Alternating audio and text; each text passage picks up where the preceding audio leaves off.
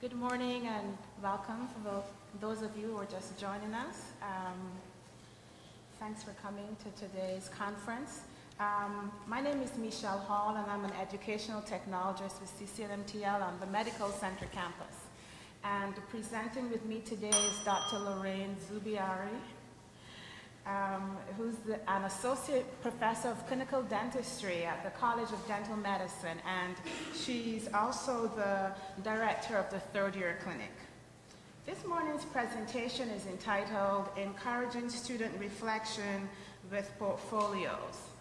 A few years ago, while working on a fund for the improvement of post-secondary education grant, we asked the question, what technologies can we use to support lifelong learning? We hypothesized that if we provide our students with the tools for self-assessment and reflection, together with the right mentorship, that they will be better prepared for their professions. Through our experience, we found that the e-portfolio is a vehicle for this type of scaffolding. I'll begin today's presentation with an overview of e-portfolios, and then Dr. Zubiaurre will reflect on her experience working with us on this project. We're all familiar with this image of the portfolio used to showcase a person's best work. But what we're discussing today differs in significant ways from that concept of a portfolio. Yes, students do select and showcase their best work, but an academic portfolio is more than just a record of what an individual has achieved at the end of the course or program, but rather it is a purposeful collection that tells the story of a student's efforts, progress, or achievements in a given area.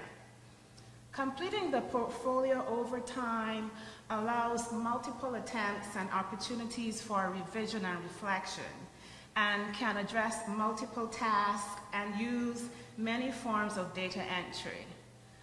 Portfolios also offer the chance to continue to be both a record of personal development and a career log. In this way, it may be seen as an authentic assessment that looks at performance and practical application of theory. Compared to paper-based portfolios, which have been used for many years in formal education and continuing professional education, online portfolios are easier and more efficient for creating and updating content. E-portfolios, with the added benefit of technology, are easily accessible. They're online. They facilitate collection and presentation of multiple media types, so students can include documents, video, audio, and images. They can also create linkages between the different artifacts that they upload, and they can even refer to external sources. They also facilitate sharing with peers, and if the portfolio does go on to live on beyond the student's course of study, it could even become a place where they show their work to potential employers. I'll talk a little bit about portfolio development. There are 5 main steps in portfolio development. The first step, collection, is the primary activity of a working portfolio. The portfolio purpose, the audience, and the future of the artifacts that are there will determine what is collected at this stage. In the selection phase, the student examines what has been collected to decide what should be moved to a more permanent assessment or display. The selection criteria should reflect the learning objectives that the portfolio is demonstrating. The reflection step is the most significant part of the portfolio building process. More than anything, this process helps students to become more metacognitive. As they articulate their thoughts about their work, they come to know themselves as learners. There are clear benefits to reflection: self-awareness, openness to feedback, motivation to improve, and the ability to learn independently. And these are all attributes of a lifelong learner. Reflection is often difficult, and at this step, students need the most guidance from instructors. And guided questions, rating scales, and individual or group interviews are tools that instructors often find helpful in improving students' capacity to reflect. Sharing is one of the things that the technology makes very easy, and you may not find sharing as a step in the literature, but we have introduced it here because there's lots of value we see in the students reviewing each other's work. Sharing has become really important in all of the e-portfolio projects that we've supported here at the center.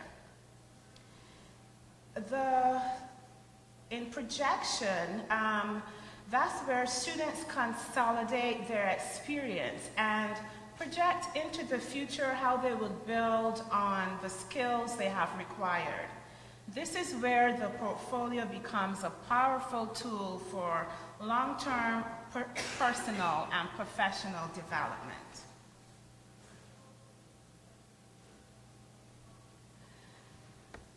The use of electronic portfolios is growing. In 2002, nearly 90% of schools, colleges, and state departments of education use portfolios to help make permanent decisions about candidates.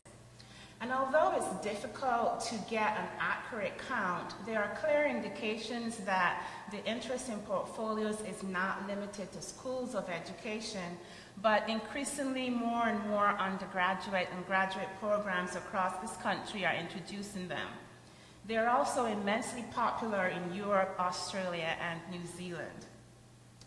The growing popularity of e-portfolios is a testament to their utility, not only for students, but for faculty and institutions and programs as well. For students, e-portfolios are a workplace rather than a showcase. Portfolios appeal to different learning styles. Students can display their learning in ways overlooked or undervalued by traditional assessment means. Students can also make those connections that are difficult, but they can have a better opportunity to make connections between formal and informal learning experiences. And it can really help them match learning artifacts to goals and standards and teach them to self-evaluate. In this example, you can see here, general dentistry residents were given a template in which to articulate a plan for reaching their personal professional goals. We use a standard learning plan template. This template has its basis in the self-regulation research, and so the residents write objectives, they match them to their learning goals, to learning activities, they set deadlines, and they select the appropriate way to show evidence that they have reached their goals. For faculty, e-portfolios provide concrete evidence of student learning. Faculty can better align teaching objectives with the appropriate evaluation strategies. The responsibility for learning is now shifted to students, with the instructor assuming the role of a mentor. And these tools allow for more constructive advising or mentoring and enhanced relationships among students and instructors.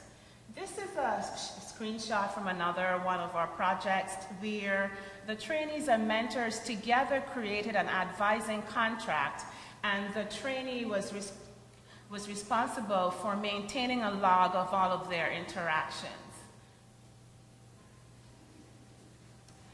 E-portfolios also have relevance for institutions, and they could be effectively used to demonstrate program outcomes or progress in meeting institutional goals. They also increase transparency for evaluation and benchmarking. So it's therefore important that the technology allows us to easily find and classify content. And the platform that we chose for the e-portfolios make this fairly easy to do. In this example, to determine whether residents are getting the range of surgical experience that's required for certification, the resident director can easily search all the patient cases that have been submitted. And most of these, the technology that we've been using, I should mention at this point, is an open source technology. We've customized it to these different projects, but basically out of the box, it came with most of the tools that we felt were really important, and it was relatively easy to use. So that's my overview of e-portfolios, and I'll be happy to answer any questions about this background material at the end. But at this point, I'll ask Dr. Zubiaurre to tell us a little bit of her experience working with us. As I mentioned earlier, Dr. Zubiaurre is from the College of Dental Medicine.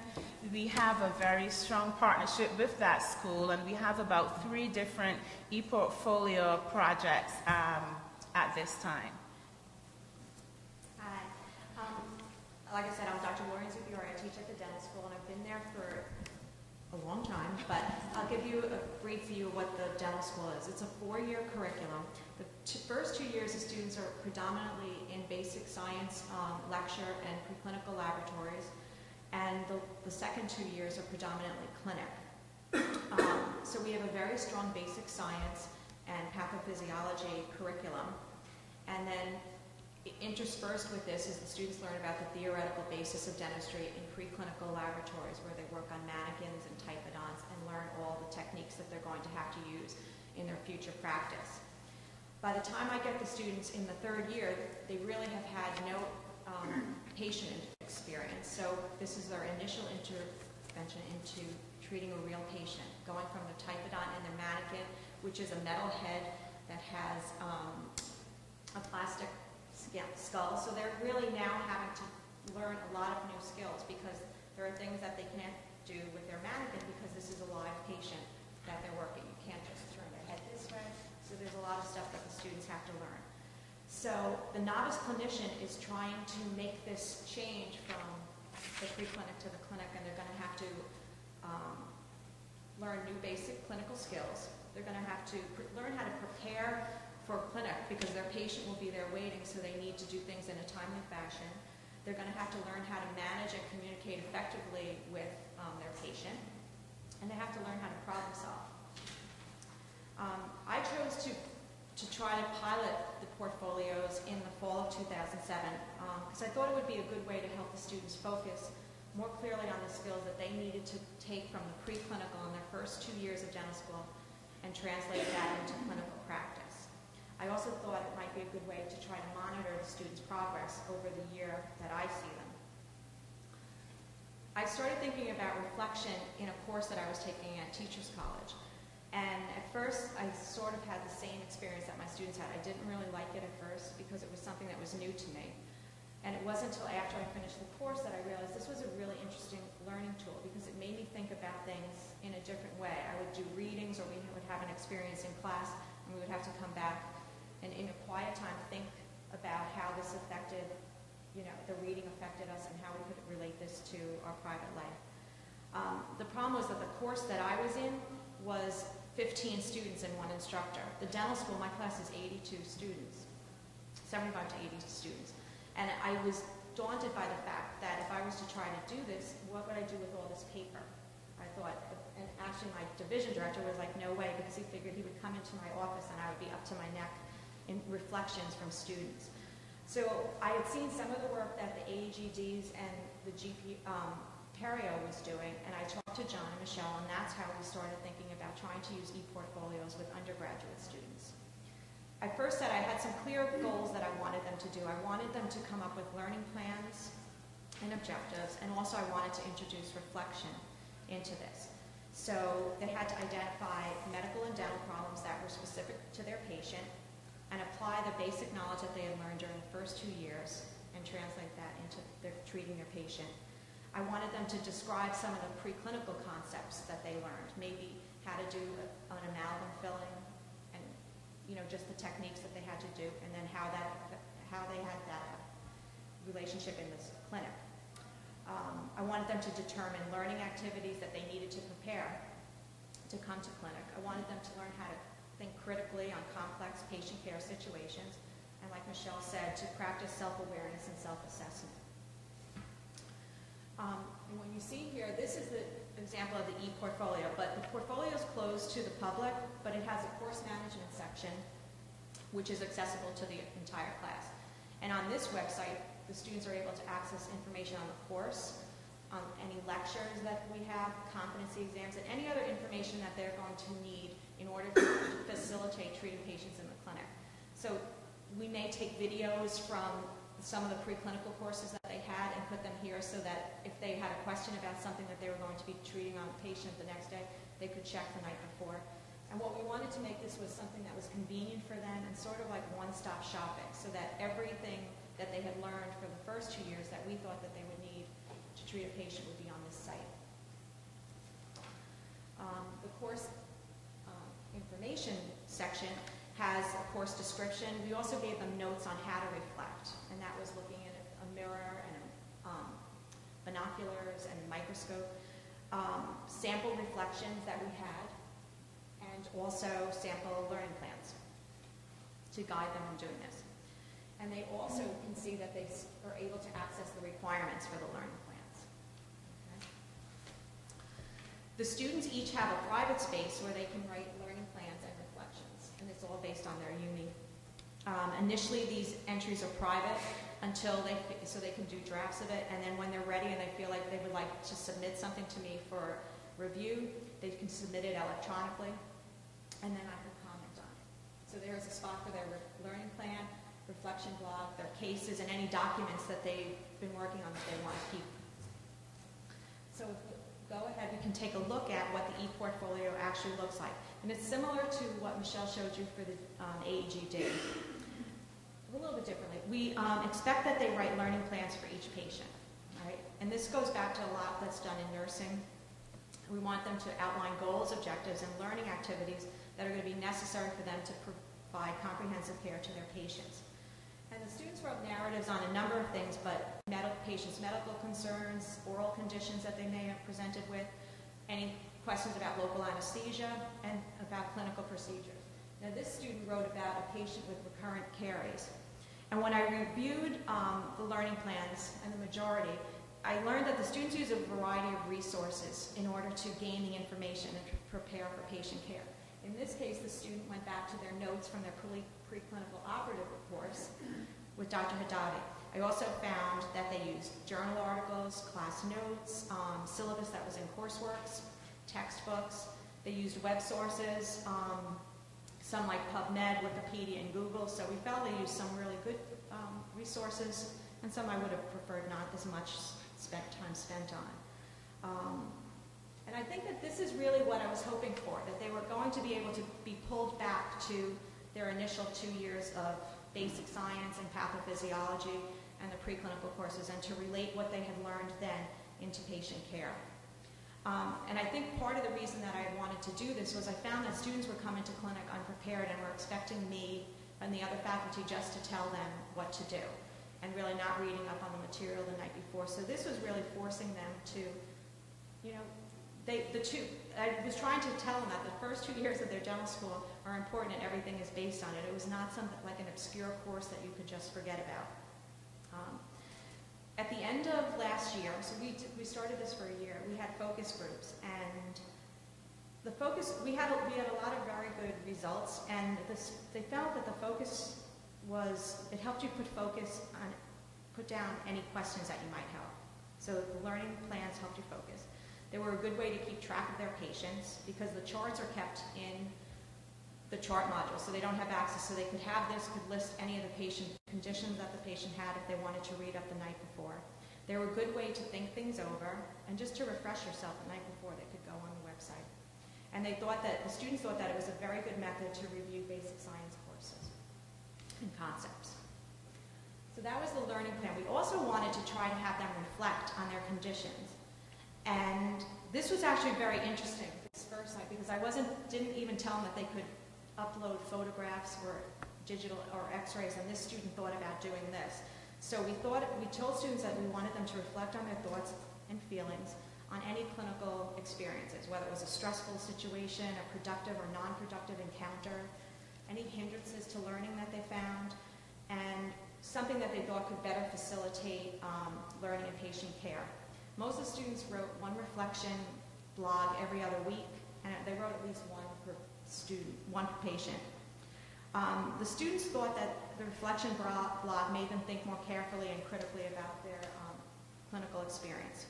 Sometimes they also thought that they served as venting, which we felt was very important because by venting, sometimes the students might not have come to me in the clinic and told me something, but they were able to use the site as an area, as a forum to reflect on something that happened. And it was also, it may have been a little bit uncomfortable, but it was really making them learn how to reflect better.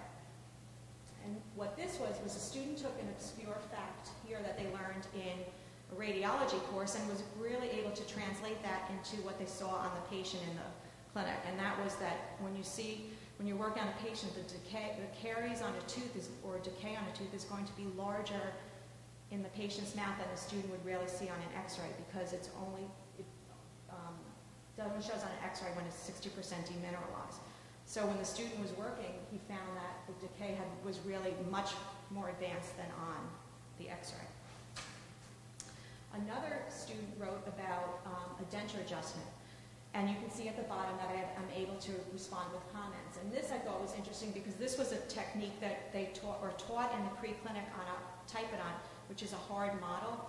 But when you can't really translate it to the clinic because you're talking about a denture that may be bothering a patient and it's their soft tissue. And the students really, we can't teach them how to do that on a hard model. We actually need the patient. So he was able to see that, you know, we always say that there's some things you have to learn while you're in the clinic.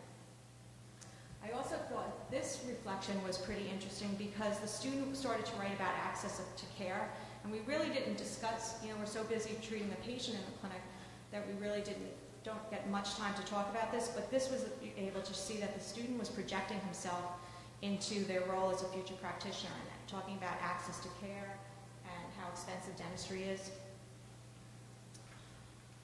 So that's my experience. We've only had 1 year and we're just in the process of starting this year with the third-year students.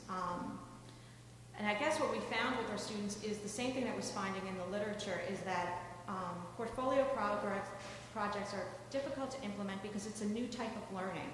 And reflection, most definitely. They're used to standardized questions and objective questions, and they don't really know how to go back, just sit and think and write. So again, the things that I found when I first was brought up with reflection, we found in the students.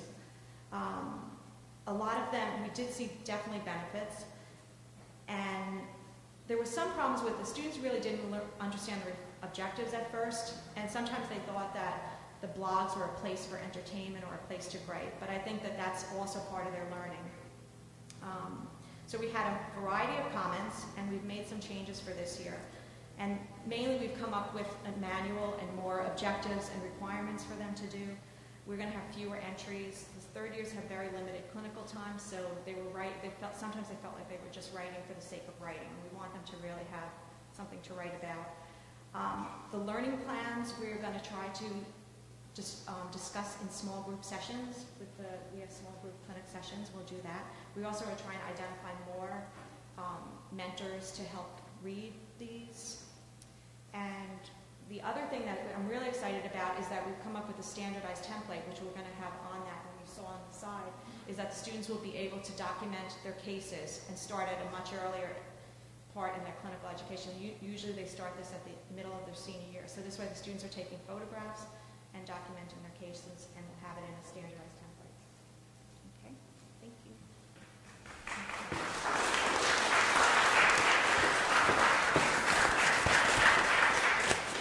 Thank you, Dr. Zubiaurre. mentioned briefly before, we are supporting 2 other portfolio projects in the College of Dental Medicine. These other projects are postgraduate programs, so they're residents. We're working with then students who have already completed 4 years of dental school. And building on the success of Laureen's project, the students she had last year, who are now in 4th year, will also be completing their portfolios. But we've also developed partnerships with slight variations on the portfolio theme in other schools here at Columbia. So just to mention a few, the HIV Intervention Science Training Program. We've created HISTP Commons, which is an online space where their trainees can develop research proposals and they gain feedback from mentors and other specialists.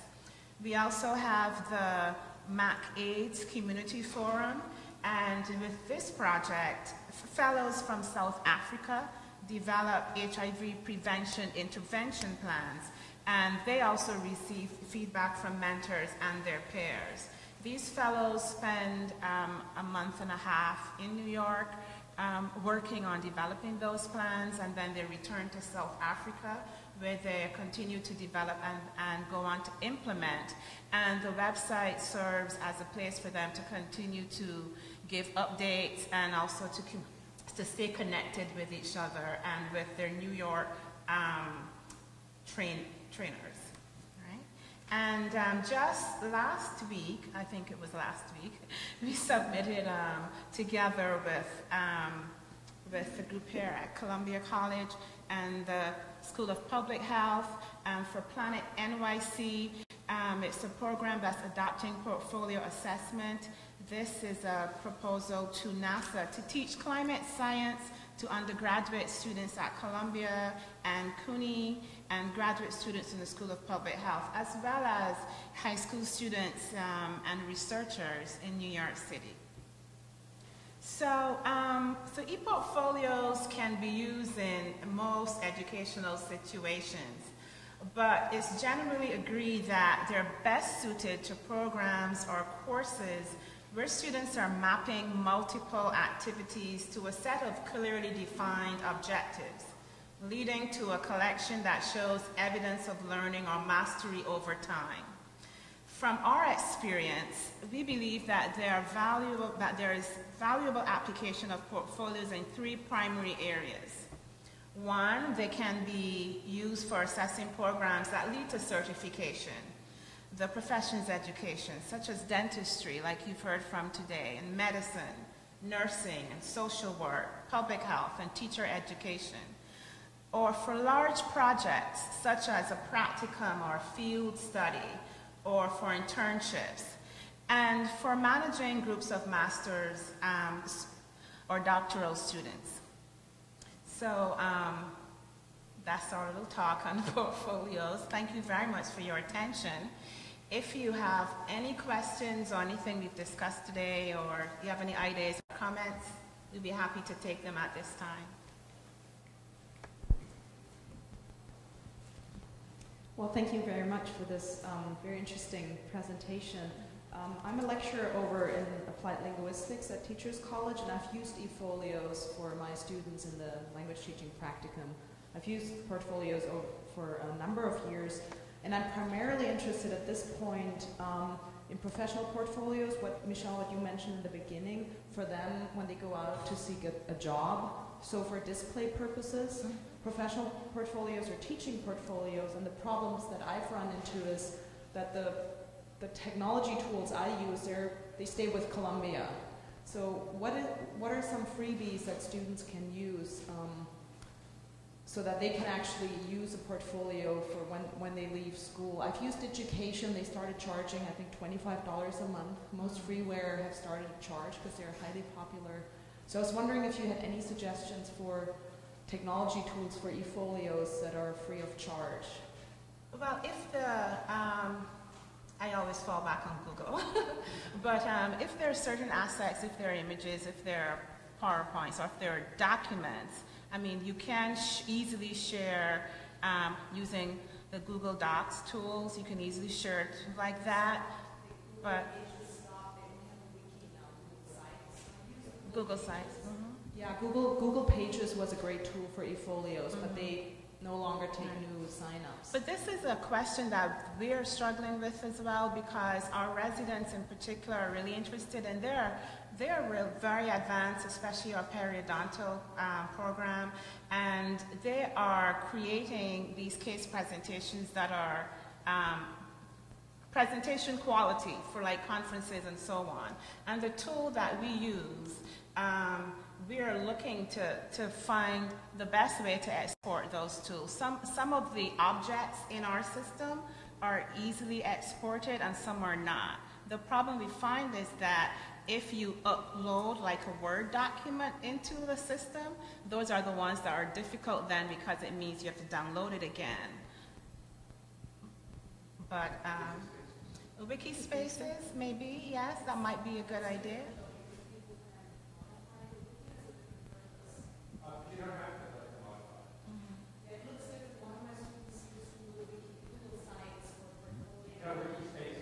Wiki spaces.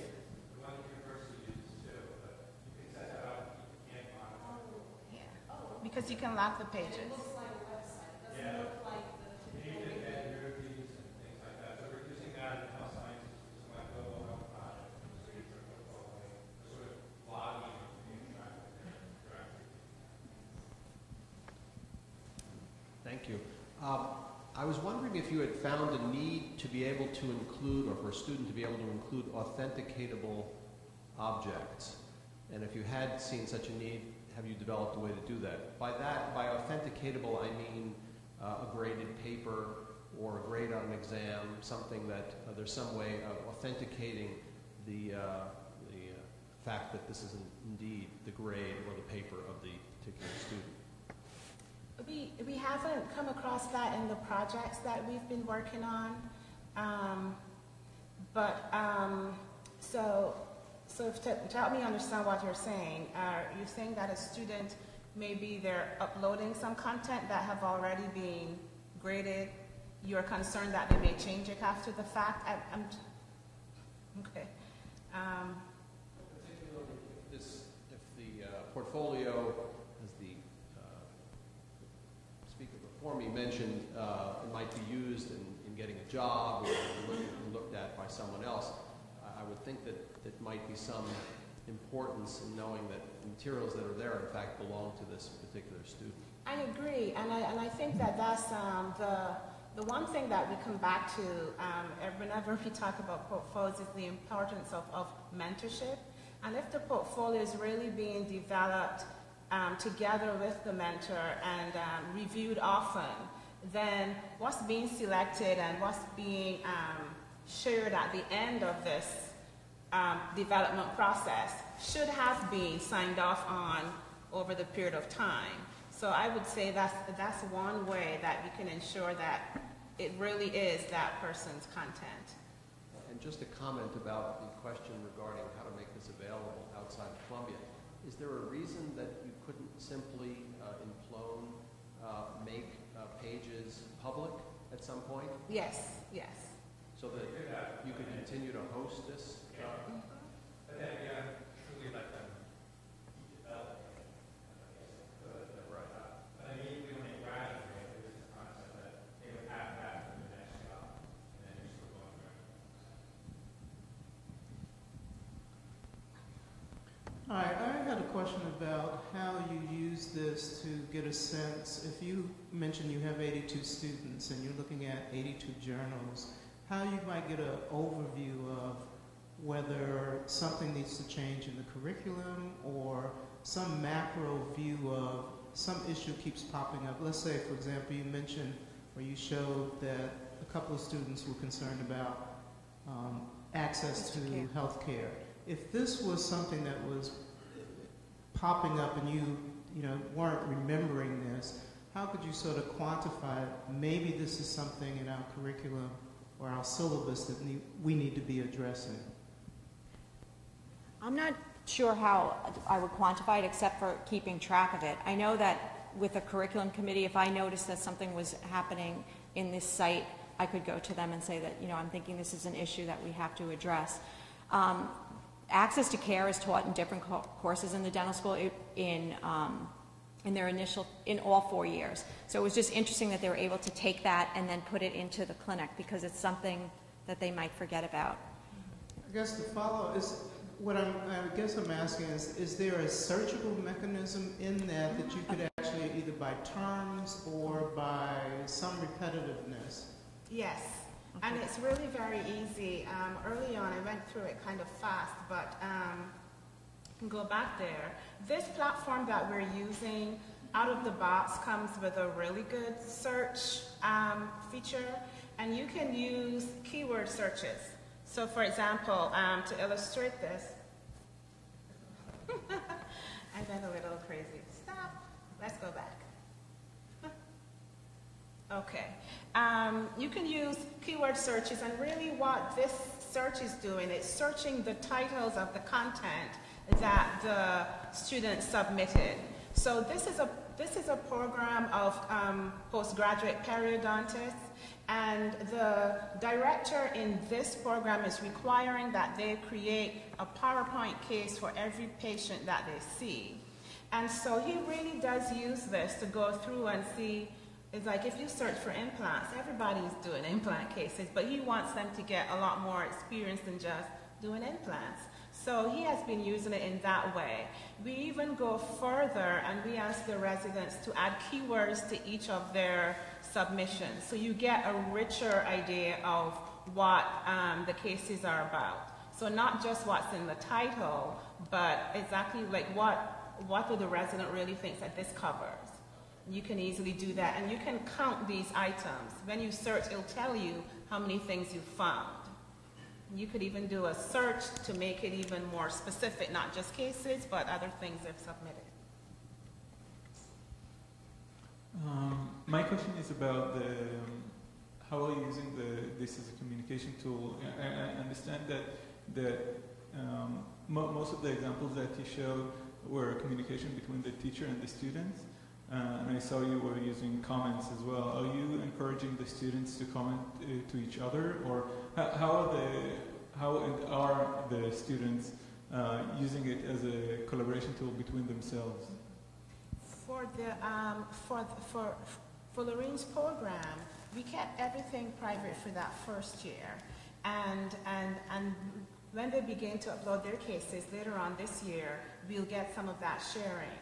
But for this program, what I've just shown here, this search is of where this says case library. This is a public space that all the residents can see. So the residents go through a process of uploading a PowerPoint, submitting it for review, then the director goes in, looks at it, reviews it. He can comment on the site. He has been commenting sometimes on the site. Sometimes he sends them an email with his comments and asks them to re-upload. But once he publishes them, it's in a space where the entire class could see, which means anyone can comment. The residents will tell you they're too busy to comment on anyone else's work, but the capability is there. And we've had it in, I showed you one screenshot from the HIV science training program. They're using commenting pretty extensively. So once again, this platform just allows for that capability out of the box. The third year students, again, since this is the first time we did it, some of the reflections they wanted to keep private, and we can probably do that, but if the student feels it's something that they would like to share with the class, they can comment on that. And we also, like I said, they have small group sessions that are clinical sessions where we have maybe a third of the class or sometimes smaller, and then we can discuss, we can bring in their cases, we can bring in their reflections and discuss it also in a small group setting. I'm raising this because I'm using a blog. I'm teaching at NYU in the Media Culture and Communication department, and there we are using a blog, and I actually require my students to comment on each other's work. Have you implemented this system in the humanities as well in such settings? We haven't worked with any as yet. Maybe we will after today. Thanks. You're welcome.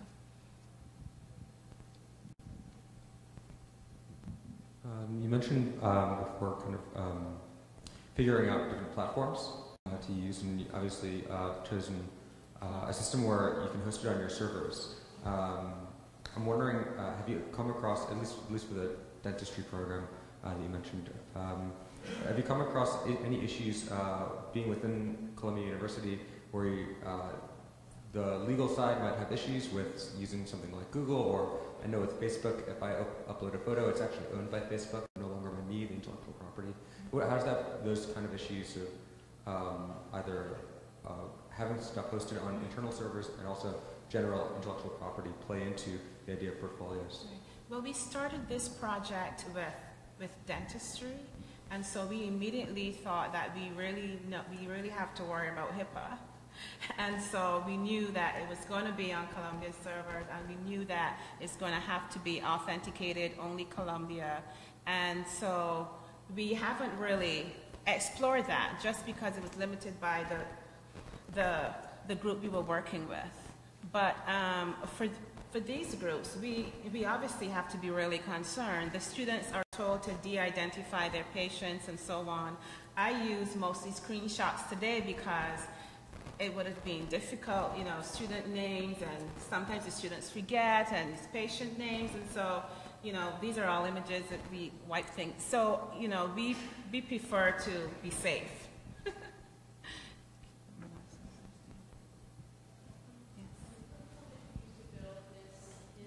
The platform is called Plone, and it's an open source platform.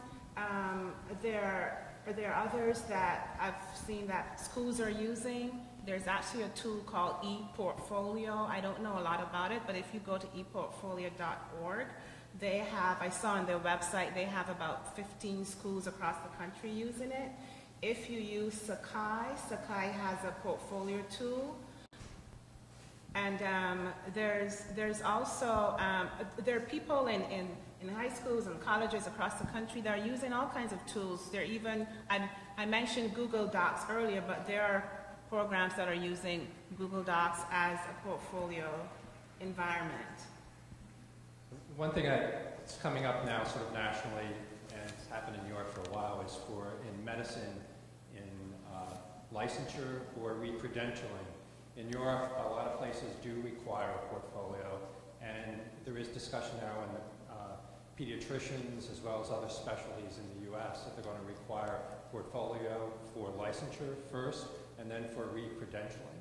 So they understand, so it's drifting, you know, both ways, back into the schools as well as out into the profession, that just taking CE courses or just having a series of exams does not really produce evidence in these kind of environments. So it is sort of getting a national and international movement.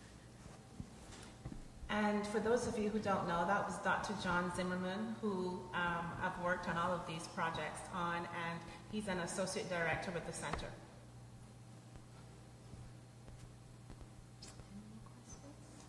Oh, okay. Well, thank you very much for your attention. I'll be happy to answer any questions.